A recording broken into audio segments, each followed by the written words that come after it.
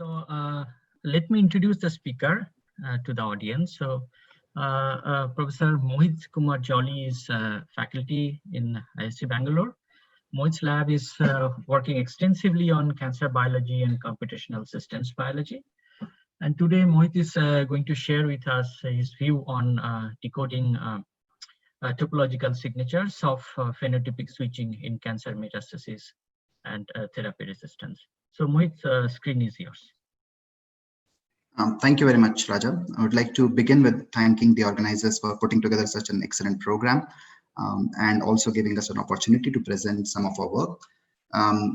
Thanks to Kuni for introducing many of the concepts that I'll be talking about, the genotype-phenotype relationships, and particularly in the context of cancer. And I think one of the last questions was also in the context of cancer, so I'll take on from there. So our lab works on trying to understand principles of how cells switch from one state to another, or multiple states that they may that their underlying regulatory networks may enable, and how that switching plays a functional role in them metastasizing, which is spread of cancer cells from one organ to another, and potentially also developing resistance to different drugs and therapies that we currently have in the clinic. Just to give a very brief summary of the process of cancer progression, we often have the process of cancer being initiated in one or more cells due to either genetic or environmental or a combination of those reasons, and these cells start to divide much more faster as compared to the other cells, therefore disrupting the physiological structure and functioning of the organ. And then later, these cells no longer remain restricted in most solid tumor cases to their original organ, but actually start spreading to different organs in the body, and that process is called metastasis. Now, over the past couple of decades, we have made some fantastic progress in diagnosing cancer early, in identifying what genes are involved in either accelerating or deaccelerating this process of cancer progression, and of course, identifying risk factors such as smoking causes lung cancer. But we have really not made any major breakthroughs when it comes to handling metastasis. Most of these breakthroughs remain restricted to the initial stages of tumor progression. Metastasis still remains the cause of 90% of all cancer-related deaths, and how cells metastasize is largely via this fantastic set of freeways in our body called the blood vessels. So tumor cells in an organ get onto these blood vessels, then travel different parts of the body, take an exit to form tumors at distant organs, and therefore multi-organ failure, which is the eventual cause of death due to metastasis, remains to be the predominant case. Now, when I started looking into this, we identified that metastasis is actually a highly inefficient process with extremely high, more than 99.9% rates of attrition. So it's a very small percentage of cells that leave the primary tumor that is eventually able to form these metastases. And also more than 80% of cancers originate in so-called epithelial organs, where cells do not have this intrinsic property to start moving or start invading. They're actually stuck in a specific 3D geometry, forming tight cell-cell adhesion with their neighbors and so on. I'm going to posit metastasis as a dynamic process and then try to develop mathematical models to understand the following. So because in the process of metastasis, the environment around cells is continuously changing because their position is changing, and they have to continue to adapt to these changes, such as their adhesion to their neighbors, their ability to migrate, their ability to invade, their ability to evade the attacks which are being either made by therapy or by the internal immune system of the body, and then of course settling down in a completely new organ and finally colonizing it. Now, in the context of cancer, one thing we often hear about is the idea of mutations, which are irreversible changes in the DNA sequence that are passed on from generations to generations, and these mutations are caused as a result of various errors which may be accelerated by stress conditions, just as the previous speaker was talking about. But what I'm going to talk about today is that how can cells which have the exact same genetic background still have different states, different phenotypic states, and that might be sufficient, or in the context of metastasis, actually beneficial for the process itself. Because the environment, when it's continuously changing, you probably will not benefit the most by having an irreversible hardwired logged solution, which is what mutation is. What is likely to be more beneficial is the idea of adaptability or switchability or reversibility in there. So those are the kinds of questions that we try to look at, that how do cells change all these properties simultaneously without necessarily gaining mutations. And this idea is supported by the clinical data, because there is no unique mutations that have been so far identified for metastasis, despite huge amounts of money and effort being spent on this. We have mutational signatures for primary tumor for different tumor types, but none for metastasis so far. And then, of course, there are reports saying that when cells move together, they form more metastasis. So there is some ideas of cell-cell communication and cooperation also that come into picture. The idea being that there is this non-genetic layer of complexity, which is, as I said, not completely heritable, and it has the elements of reversibility and stochasticity built into it. Please allow me to digress from cancer to bacterial literature for a moment. So approximately for past 2 decades, what we know in the field is that when you take a bacterial population and then treat that with increasing dose or time of a given antibiotic, what you see is a biphasic curve. And there is a small percentage of cells which are left behind, which don't die no matter how long you treat those cells or that population. Now, if you take this small population of cells and regrow the population and redo this experiment, the same curve is seen again and again. If this were due to genetic changes, then these cells would have shown more of a flat line, because these cells have gained resistance to this particular mutation and therefore not responding to it any further. However, the idea that you continue to see this curve again and again has led to this hypothesis, which has been extensively probed, that this is not at a genetic level, this is at a phenotypic level, and cells can switch back and forth in this multi-stable system. And this idea of reversibility of drug resistance itself, or persistence, whatever terminology different fields tend to use, has been seen in viral literature and also increasingly in cancer cell literature. So the idea of phenotypic plasticity or phenotypic heterogeneity is that you have the same genotype, but again, just representing this Waddington's landscape, which has been quite a popular metaphor in trying to understand. And now various people from the physics and physical chemistry background have actually started to quantify these things in a much more rigorous manner. Try to see how can actually cells switch from one phenotype to another. And this is, as I said, not something which is specific to a particular biological system. This also has been seen to play a crucial role in evolution of different organisms and different traits as well.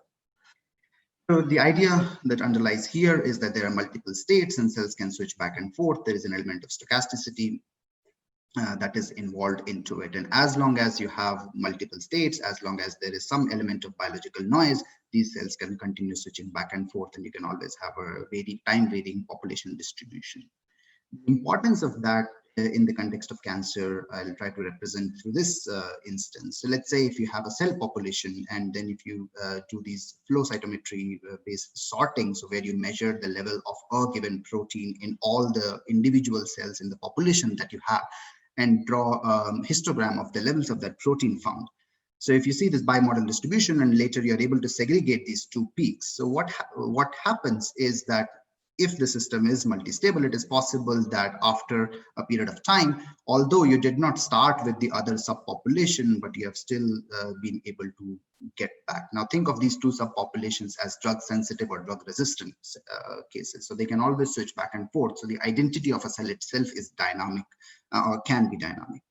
So what we try to understand is that how do the networks that underlie various different processes that people have been identifying and we have curated and mathematically modeled them, do they have these features of multistability? And if yes, then can we identify perturbations to be made to this network based on the analysis of the topology of the network itself? In the field of metastasis, I'll just quickly go through these because Herbie Levin is going to talk about this in much detail. But the general idea is that there are these epithelial cells which do not migrate, and then there are these mesenchymal cells which migrate and invade. And the cells undergo this transition called EMT, epithelial to mesenchymal transition, which underlies the initial process of metastasis. And once they have reached a distant organ, they undergo the exact opposite transition called MET, mesenchymal to epithelial transition. So this is a reversible process which happens in cycles and is thought to be playing an important role in the process of metastasis. Before we started looking into this, the field of EMT looked like a very binary kind of picture. So say people were of the opinion that cells are either completely epithelial or completely mesenchymal. Even if these metastable states were reported, they were often thought as to be relatively unstable, and the final state of a cell can either be no migration at all or individual cell migration. So we constructed this very small network at that point of time based on what was available in the literature, what regulates EMT, what regulates MET. So these are two transcription factors that were consistently known across different cancers to drive a more mesenchymal phenotype. There are two microRNAs which are known to drive a more epithelial phenotype. You can convert this diagram into a set of coupled ODEs where there are terms for production, first order degradation, and then microRNA mediated regulation and typical Hill function based transcriptional regulation. What we observed was that this network was capable of giving rise to three states in certain parameter regimes. So here is the bifurcation diagram, x-axis being snail, which is an EMT-inducing signal, and y-axis being the measure of EMT-ness measured by the protein Z. The dotted lines are unstable states, the solid lines are stable states. You see three states, epithelial, mesenchymal, which was already known in the literature, and what we predicted was that there can be a third state which cells can stably maintain themselves. And of course, there are regions of monostable, epithelial, and mesenchymal, and multistable, where all phenotypes can exist. These were the predictions. A, EMT is not binary. B, if you take a cell population, it can still have different phenotypes. And C, cells can spontaneously switch back and forth because of the noise that is present in the system. We were able to calculate. So yes, as I was saying, that these were the three major predictions that we had made about this EMT system, and we were able to find experimental data which was collected either by our collaborators or independent colleagues in the field, saying validating all of these three different predictions that if you have these multiple states, cells can switch back and forth, even if you start with a single relatively pure subpopulation in this context. So over the years, the field of EMT now has evolved from thinking of it as a binary process to one which has multiple states in between. And the interesting thing is that these hybrid states that have been identified have actually been shown to be the most metastatic ones. So the ones which are most aggressive are not the ones which are completely epithelial, not the ones which are completely mesenchymal, but the new ones that we had proposed earlier. And there has been a lot of modeling work that has followed up, including this recent paper I'll briefly touch about in a minute. So when I moved here to IISc, till then there have been various different EMT modeling papers which have identified different networks and used different modeling strategies, either typical Boolean Ising model kind of scenarios where there are no parameters at all, or using ODEs where parameters are randomly sampled or experimentally determined. So the questions we wanted to ask is there something specific about the network topology itself that allows for these hybrid states? And this work was done by my PhD student Kishore, together with two summer interns we had last year. What we did was we took all these different networks and many more and simulated them using two different strategies. One in which you're basically doing a Boolean simulation, an Ising model kind of simulation, where you count in the number of inhibitory nodes and the number of activatory nodes and just update the value of a given node at a given time point. So there are no parameters at all. You're just counting the number of input nodes and their signs. And the other where you convert them into a set of ODEs and randomly sample parameters and randomly sample initial conditions for a given parameter set and see what different states are observed. We wanted to see if there is something which is inherent in the topology itself that can be identified irrespective of these kinetic parameters. So this is the Boolean model that I was talking to you about. You count in the number of input nodes and their signs and then update the node accordingly. So what we observed was that if you look at different networks and their steady state distributions, irrespective of which method you simulate, you see the same top states. Sorry to interrupt. What do these Ising spins represent? Could you please just tell us that? This one here, so SI is representing the value of a given. So SI means state of node I. And this is, and state here is defined as either 1 or -1, so 1 or 0, sorry, whether the gene is on or a gene is off. Okay, so and okay, that's fine. Yes, just is fine. Right. So if a gene is on, then it will have this input into the system, otherwise not. Those kinds of things. So here, irrespective of which method you simulate, you saw that the most dominant steady states which were observed using both the methods were actually the same. And then we quantified the difference between these steady state distributions using Jensen-Shannon divergence, a metric that varies between 0 and 1. 0 means that the distributions are completely overlapping, and 1 means the distributions are completely non-overlapping. What this tells us is that, yes, at least for these networks, steady state distribution does not necessarily depend on parameters, but just on the topology itself.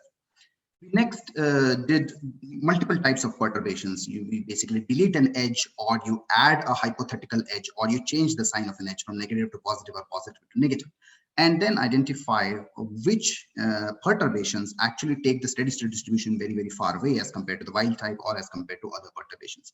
And again, we saw that both the methods were able to identify the same perturbations, and this is across networks. So the x-axis in all these 4 plots is the JSD value of the perturbed network from the wild type network when using Boolean method and the Ising model method. And the y-axis is the same when you're using the continuous method. And again, you see a very good correlation that exists across different networks. However, our interest is to identify how can you block multistability, because if you get rid of multistability, then you can actually inhibit transitions in either manner. So we came up with this what we call multistability score or plasticity score in 2 different ways. One is just the number of parameter sets which give rise to multistability, and the other is a more biologically oriented definition where you actually take all the solutions and then project them onto these 2 axes, the MIL200 and ZEB, and then see how many parameter sets give you how many different cases. So again, we observed that these 2 scores performed very well with respect to one another. In this particular diagram, red dot is the wild type, the original network, and every blue dot is every single perturbation that we made to that network. Now, interestingly, what you see here is that some perturbations are actually increasing multistability and some perturbations are decreasing multistability. So we wanted to understand now, can we look at a steady state distribution itself and give information about what is happening to the multistability idea here? And unfortunately, there was no correlation that we could see there. So next, we started identifying, well, what perturbations are actually reducing multistability, and we saw a very interesting trend there. What we saw was that in cases where multistability was reduced, the number of positive feedback loops in a circuit reduced. Now, how are these counted? You basically start from every single node, and then you look at all the paths that come back to that node and just multiply the signs of all of them. If the sign ends up to be a positive one, it's a positive feedback loop. If it's a negative cycle, it's a negative feedback loop. So what we observed was that across different networks we looked at, and then we also randomized the topology, sort of shuffled the edges in all different manners. And consistently, this trend was observed that the higher the number of such loops in a network, the higher the chances of multistability that was present. So therefore, if you want to reduce multistability, if you want to reduce plasticity, if you want to inhibit metastasis, probably cutting down positive feedback loops can be a strategy, because it can block transitions in both directions. And this experiment was actually done right around this time, where using CRISPR-Cas9, the latest gene editing technology that is out there, this feedback loop, the exact same that I've been talking to you about, was broken. And in this particular case, what was observed was that the metastasis went down. So mutant is this particular case, wild type is this original case. X-axis is time and y-axis is the intensity of metastasis, and y-axis is on the log scale. So you can clearly see when the stimulus was given, these cells did not show any propensity to increase metastasis. This is in vivo mouse model experiments. Unfortunately, this paper does not talk anything about in detail about the mechanisms that underlie this observation, but it clearly maps onto what we have been saying, that it is possible that cells, the chances of them switching has been reduced. And if you have reduced multistability, then you have sort of reduced the chances of cooperation that might be going on between 2 different cell types. That's the... Mohit, I have a question. Go back to your previous slide. This one or previous one? Yeah, this one. So in the experiment, what is the measure of plasticity? In the experiment, there's no measure of plasticity. All they are saying is that if you break this feedback loop, metastasis goes down. And we are interpreting this in the idea of plasticity. The paper does not talk about plasticity. So, yes. So I don't work in this field, just trying to understand that so this is in the context of cell, correct? The metastasis of yes, the cell. Yes. Yes. So what is this in your Ising model, or where you talk about this multistability? So Yes. in the cellular context, what does it mean? This These are different phenotypes of a cell. So, every variable is the level of a gene. And then if you look at the array of those genes, those are relative levels of those molecules in a given cell. And so where is this, I mean, concept of multistability coming? So multistability coming in because the way the genes are interacting, the same cell can have different states. A different state meaning different population of genes.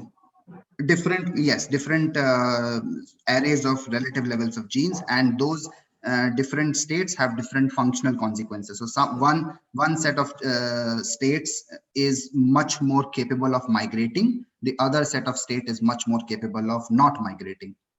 So those are the functional aspects of these states. I see. Okay.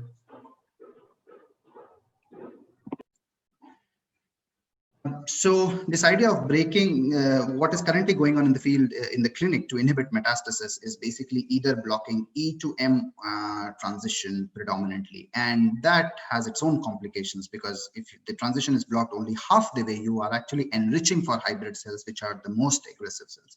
This idea that we can block both E to M and M to E simultaneously is something which is still not in the clinic. It's a very novel concept, but this was also proposed in a recent Nature Reviews cancer article. So switching gears, I'll talk about similar ideas in a different context. This is again a highly aggressive cancer, less than 7% 5-year survival rate. Very early metastatic spread. There is no therapy that is out there for this particular cancer, and it's associated with heavy tobacco smoking. It's called a small cell lung cancer.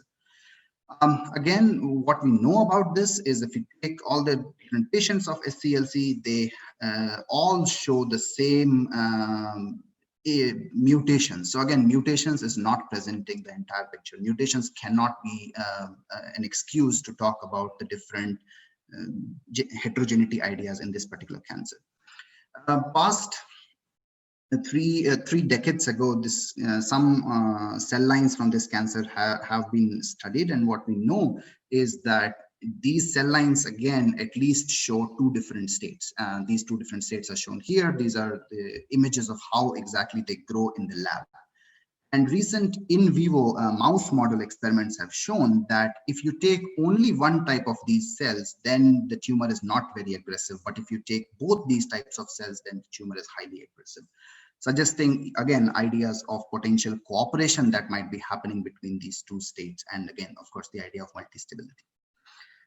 What we know now is earlier even SCLC, small cell lung cancer, was grouped into two different groups called neuroendocrine or NE and non-neuroendocrine. But we know, just like EMG, there are multiple more states that are available to this system. This work was done by two undergrad students at IISc, one majoring in physics, the other majoring in biology, Lakshya and Uday, and working together with my PhD student Kishore. The questions we asked were similar. If you look at the SCLC network, is it multistable, and that can that multistability explain these ideas of phenotypic heterogeneity or plasticity?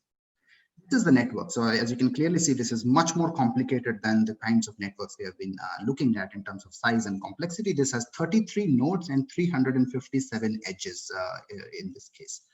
Simulated using the same strategies that I mentioned to you. And what we were extremely surprised was that this highly complex network had only 4 states.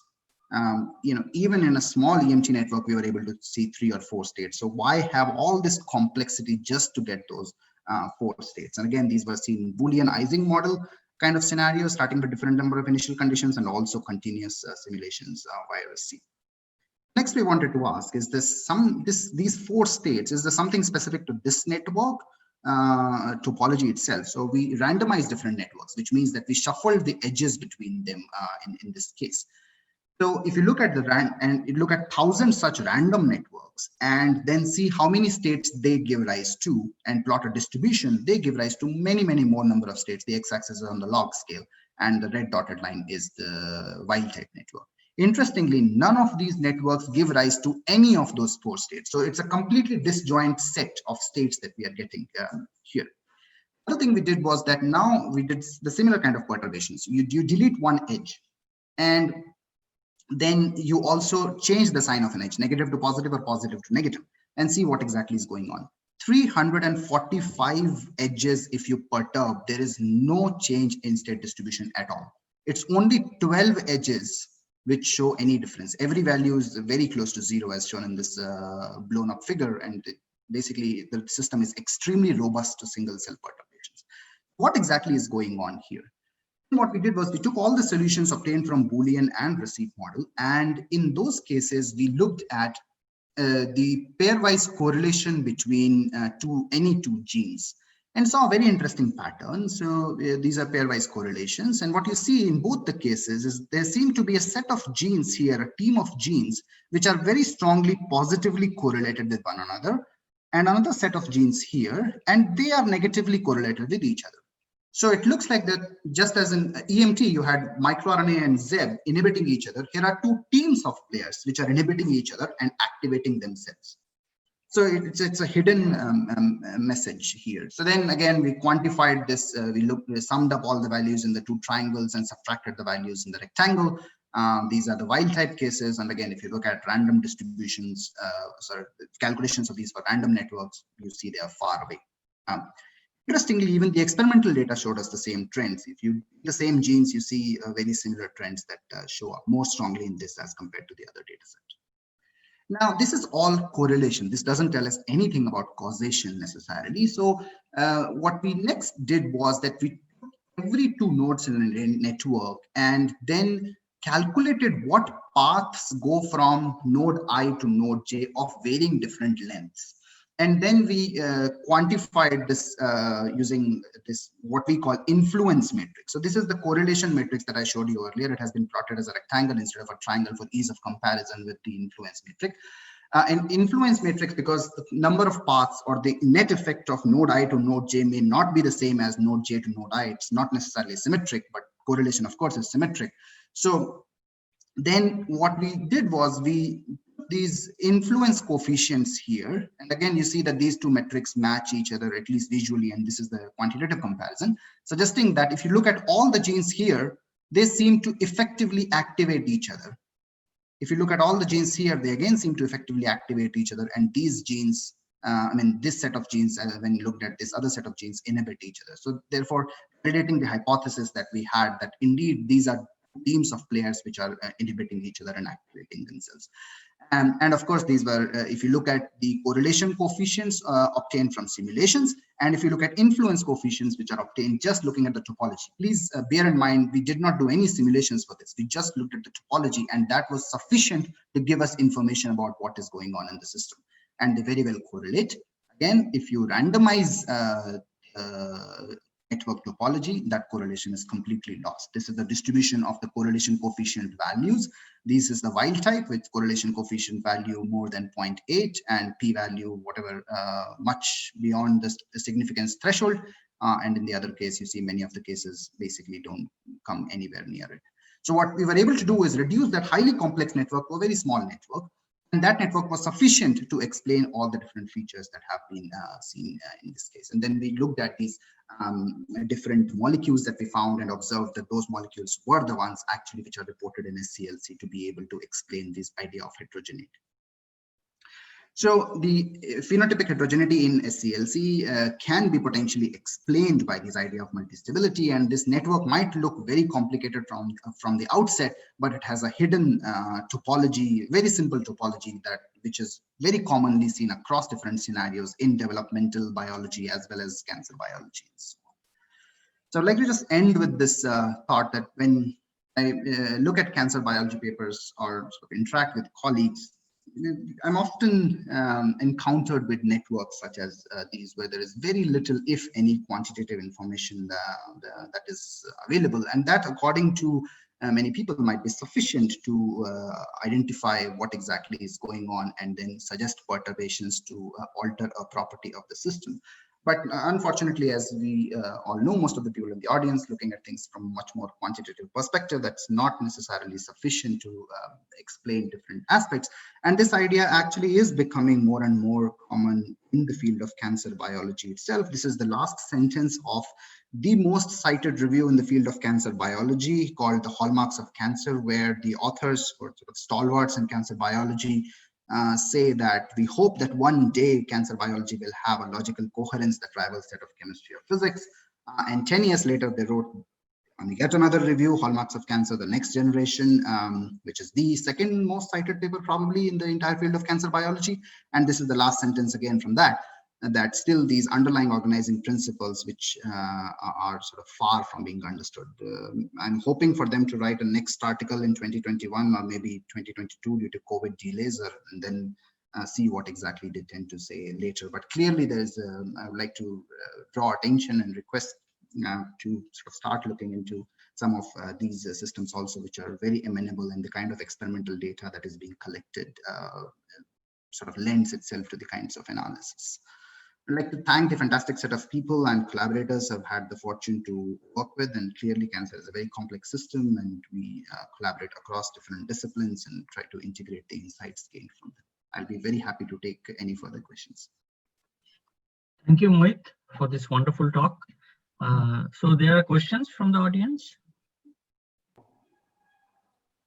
So I have a question, Prabal, here. Yes, please. Yeah, so so this network, so I'm still wondering, so this, you say that this multistability depends on the variety of genes present in the cell. Am I correct, or that's a wrong statement? Multistability depends on the connections that these genes have to one another in a cell. Yes. Correct. And that network, what you are displaying, the network is displaying this connection between the different genes. Is that? Exactly. Yes. Yes. And yes. So presumably that those connections are very specific. I mean, for another, correct? But yes. then So model, that Ising model, one which you did, I mean, I did not see any. So that Jij is just the connection yes. between these networks, correct?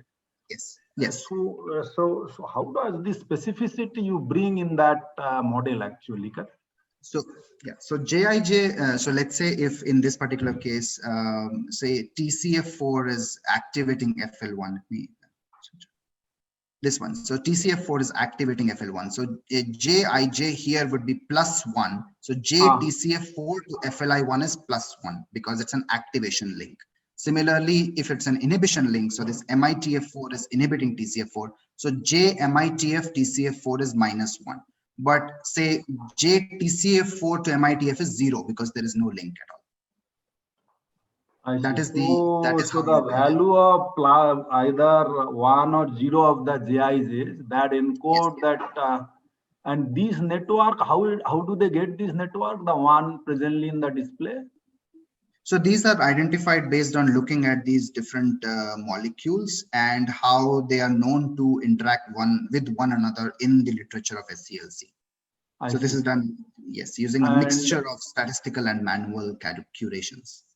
And this network is very specific to this lung cancer, is that? Yes, so far that is what is known, because in different lung cancer, which is the most dominant one called NSCLC, non-SCLC, many of these genes don't even play a functional role there. So how exactly, so we still need to map out these networks in different cancers. So the last question, that how does this line of research, I mean, so ultimate goal is to get the treatment, correct? So, so from this network analysis, how does that emerge? I mean, what will be the line of attack that it will give rise to treatment? So that part is not clear to me. So one way we are currently thinking that since there are these 357 edges in this, so currently there are, say, possible 357 perturbations that one can make to this network. So we hope that the modeling analysis can identify which link to break to have a maximum impact on multistability. I see. Which links to break, and that breaking can happen. How exactly that can happen? So that using this example that I showed in the context of EMT, now there are methods such as CRISPR-Cas9 which can actually break a very specific link. This technology was not available, say, 5 to 10 years ago, but now it is available. And it is being used in cancer cells also, at least in vitro. I'm not sure whether in vivo has been tried out yet, but given the pace of technology, I doubt that that will be the rate limiting step. Okay. I have a question. Mohit, Yes. when you first showed the Waddington landscape, and that is somehow related also to this, I have a question that you are probably describing the minima in this landscape in terms of the gene expression profile, right? Yes. How many genes are activated? So then, one thing that has to be, if this model has to be taken seriously, or this type of models, that it is difficult to go in the reverse direction. So differentiated cell will not become a stem cell later, right? So in this particular type of model, how would you account for that it is extremely difficult to go back from differentiated state to the stem cell state? Here we are talking about switching between these differentiated states itself, because we are talking about a much more developed stage of cancer progression and not the cancer initiation itself. So if it were cancer initiation, we would have thought of this line much more carefully. But currently, since there are already enough type of cells, cancer cells of different phenotypes, we are seeing how these switch back from one to another. No, and that's switching. Yes, I understand. No, so what I'm asking about the modeling approach itself. So the model is somewhat like a spin glass model. You have JIG, which can be positive, negative, and so on. And you have also taken the Hamming distance as a measure. So these are all something that we are little familiar with the spin glass earlier. All that. But my question here is, in the biological context, another point would be that if I want to go back, okay, so in the model, I know how this can happen, but in reality, this is not usually observed. That's because people want to make it, but it's not yet that easy to make stem cell from differentiated cell, right?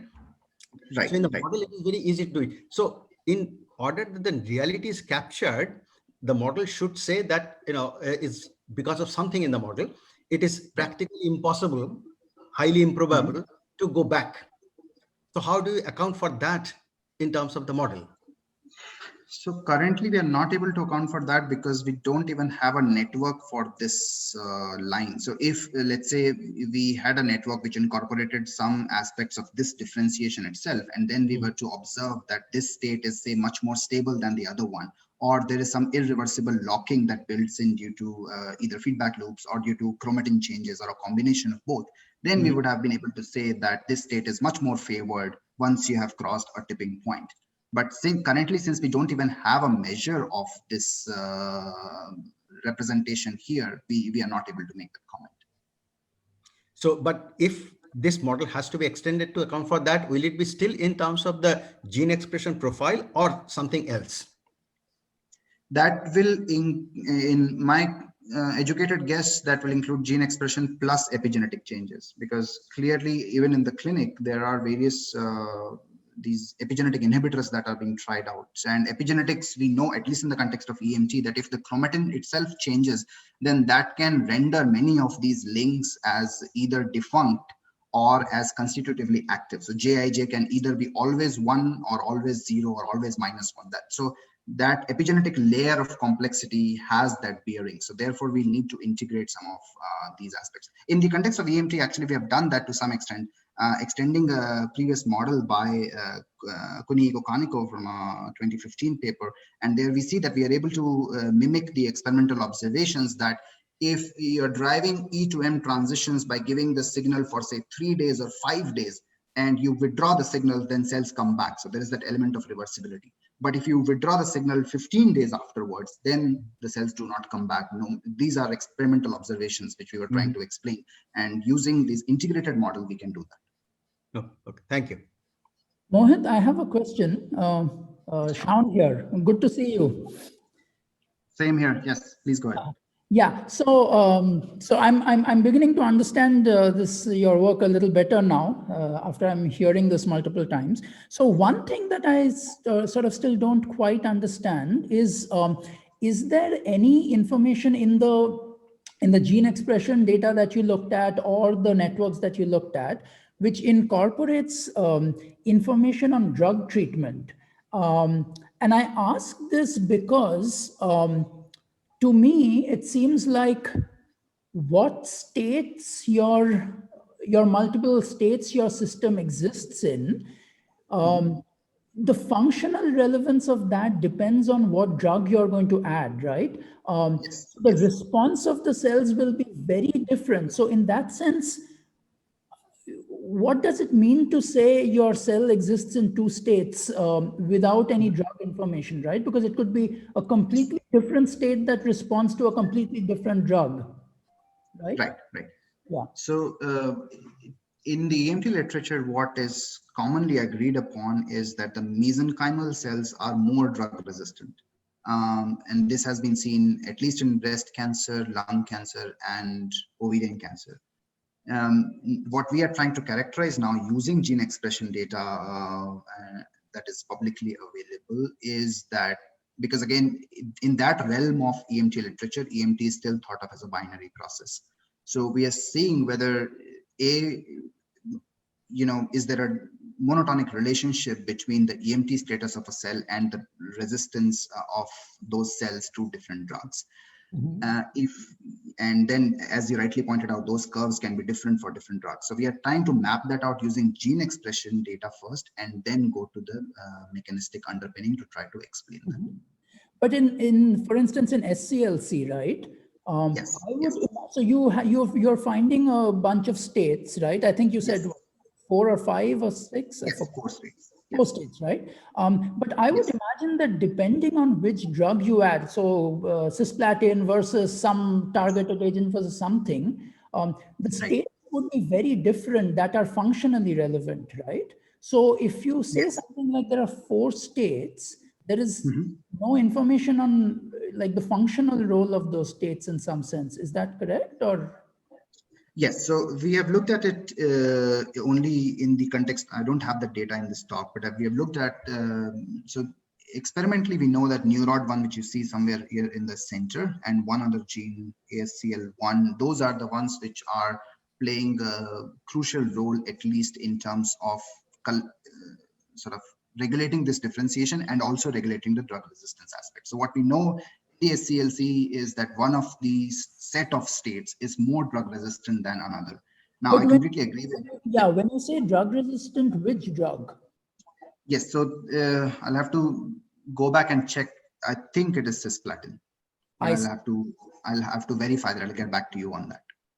Yeah, that's the sort of the question maybe it's a more like a philosophical question, but without information of the drug, right? What does it even mean to say that the cells are in 2 states, right? I mean, if I add some targeted agent, it might be a completely different set of cellular states, right? Yes, completely agreed. And also the way, at least the experiments I've come across in drug resistance and EMT axis is that they do not necessarily rule out the possibility of selection versus induction. So that information also becomes important to see whether one state is really inherently drug resistant, or is the drug itself a trigger to switch the cells from one state to another. Right. So that information we are hoping will be collected with more of these live cell and DNA barcoding kind of experiments. Okay, thanks a lot, Mohit. Thanks, Ram. This is Kaneko. So can I make a few questions? So you mentioned the relationship with the spin glass type approach, but in this case, so JIJ is not symmetric. Yes, it is not necessarily symmetric. You're right. Yeah. So in that case, so there may be some kind of oscillatory state. So at least we have not seen it so far in these networks. Now we have done asynchronous Boolean approaches, and asynchronous typically have been seen to reduce the possibility of limit cycles. So that might be one of the reasons. But so far we have not seen any oscillatory states in these systems. I see. We have seen this in repressilator kind of systems where A inhibits B, inhibits C, which inhibits A. So those cases we clearly see limit cycles. Yeah, the reason I asked is that in the previous model we worked on some kind of stem cell is some kind of oscillatory state, and then in that case irreversible differentiation. And another question is that so you have this kind of huge network, and is that somehow robust to mutation? So if you rewire a little bit, is it still robust, or the robustness depends on the state or cancer state and normal state? Is there some difference in robustness, or?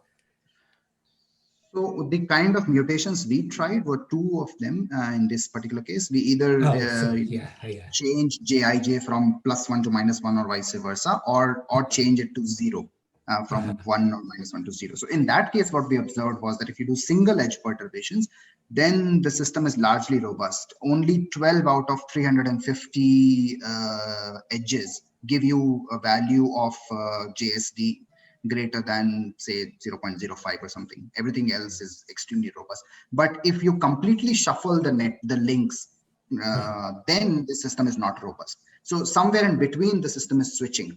If you change only one edge at a time, it's robust. If you change all together, it vanishes.